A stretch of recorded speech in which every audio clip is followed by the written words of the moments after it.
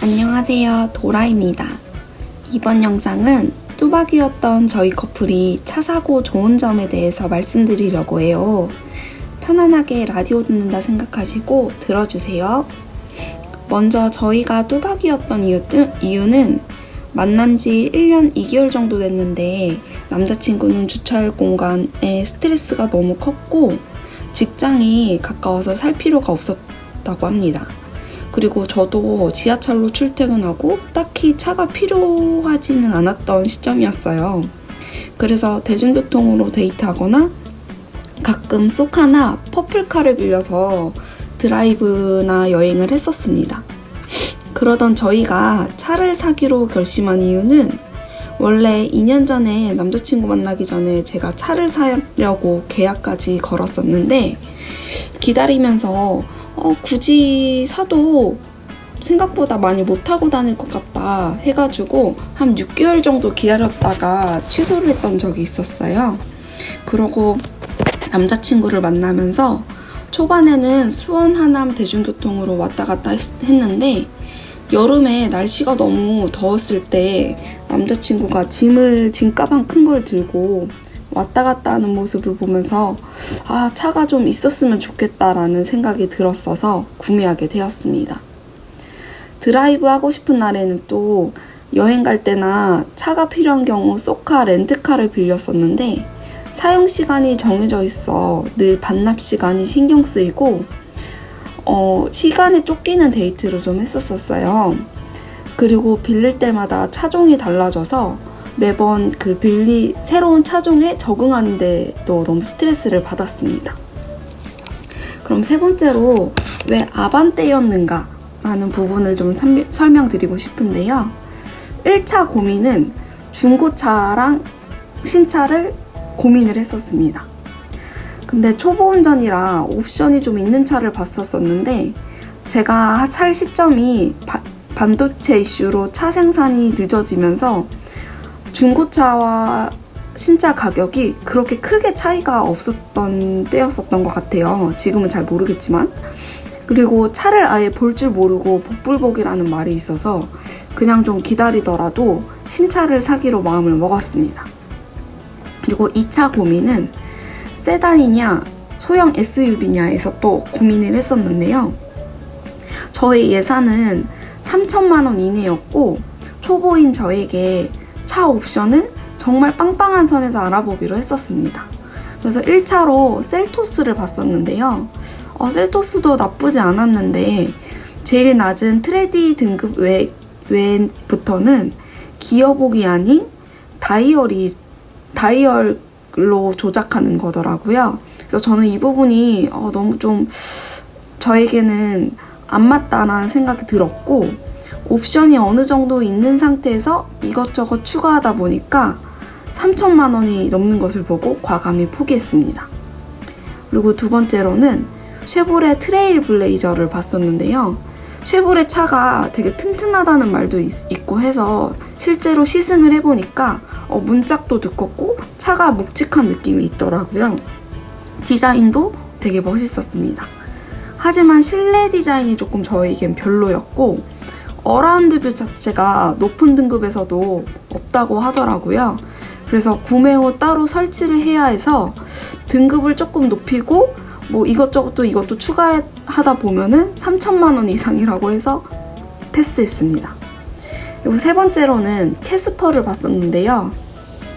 캐스퍼도 초보 운전인 저에게 차가 요리조리 다니기도 되게 편해 보였고 옵션도 나쁘지 않았던 것 같습니다. 근데 캐스퍼가 경차잖아요. 경차인 점 치고는 너무 비쌌고 진짜 캐스퍼는 완전 깡통 아니면 큰 이점을 느끼지는 못했던 것 같습니다.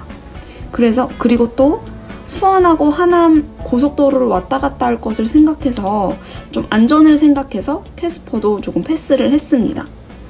그 다음은 이제 쉐보레 트렉스인데요. 트렉스 차도 외관이 되게 멋있고 튼튼해 보였지만 초보 운전인 저에게 차체감이 너무 부족했어요. 그래서 어라운드 뷰가 없는 점도 그렇고 차가 너무 제 기준에서 너무 커 보여서 쉐보레 트렉스도 과감히 포기를 했습니다. 그래서 이제 아반떼를 보게 되었는데요. 아반떼가 그때 페이스리프트라고 해가지고 새로 업그레이드가 되었더라고요. 그래서 디자인적인 면도 그렇고, 그 다음에 뭐 최고 등급인 인스퍼레이션의 어라운드 뷰가 포함되어 있어서 너무 좋았습니다. 거기에 이제 휠 추가를 하지 않아도 3천만 원을 넘지 않았고, 근데 저는 휠 추가를 해서 약 2,720만 원 정도 들었습니다. 합리적인 가격과 초보 운전에게는 되게 빵빵한 옵션, 그리고 디자인, 거기에다 연비까지 챙길 수 있어서 저는 아반떼를 선택을 했었습니다. 개인적으로 이제 아반떼를 4개월 정도 타고 다니니까 제일 만족스러운 옵션이 있는데요. 만족스러운 옵션이 첫 번째로는 어라운드 뷰. 이게 좁은 골목길을 처음에는 못 갔었는데 무서워서 어라운드 뷰를 켜고 이제 몇 번 연습을 하다 보니까 지금은 웬만한 곳은 다 다닐 수 있게 되었습니다. 두 번째로는 전방 추돌 장치인데요. 제가 전방 추돌 장치를 3번 정도 이렇게 쓰였던 적이 있어요. 제가 못 보고 이렇게 지나가던 시점에서 차가 저절로 멈춰졌던 적이 있어서 정말 옵션값 뽑았다고 할 정도로 이 전방 추돌 장치를 너무 유용하게 사용이 되었습니다. 그다음에 세 번째로는 무선 충전인데요. 케이블 잭이 있는 걸로 알고 있는데 아무래도 그냥 무선 충전하는 곳에 핸드폰만 올려두면 편리하게 충전이 잘 되는 점이 너무 좋았습니다. 그리고 네 번째는 연비인데요. 아반떼가 사회 초년생 차로도 유명하잖아요. 그 이유 중 하나가 연비 때문인 것도 있는데, 연비가 시내 운전하면은 9에서 13 정도 나오고요. 고속 운전하면은 기본 한 20 정도 저는 넘었던 것 같습니다. 그래서 최종 아반떼로 구매를 하였습니다.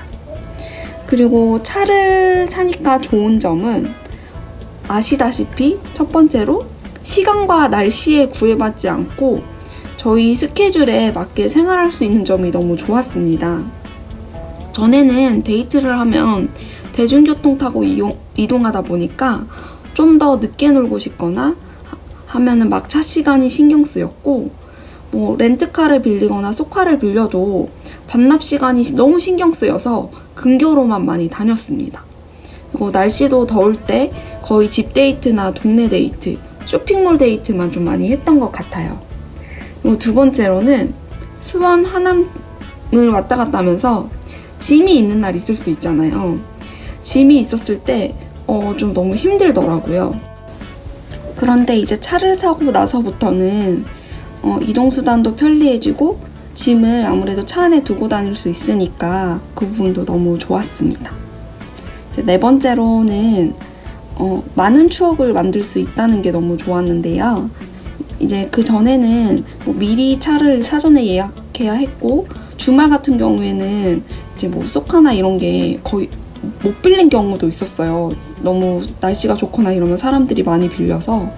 그래서 이제 저희가 차를 사고 나서는 갑자기 둘이 있거나 그랬을 때 강원도 여행을 떠나본다든지 가평을 즉흥적으로 간다든지 하는 그런 소소한 이벤트들이 생겨서 너무 좋았던 것 같습니다. 그리고 네 번째로는 가족들이 이제 본가에 강아지랑 같이 살고 있는데요. 가족들은 아빠 빼고는 차가 없어서 아무래도 아빠 스케줄에 의존해야 되는 그런 게 있었어요.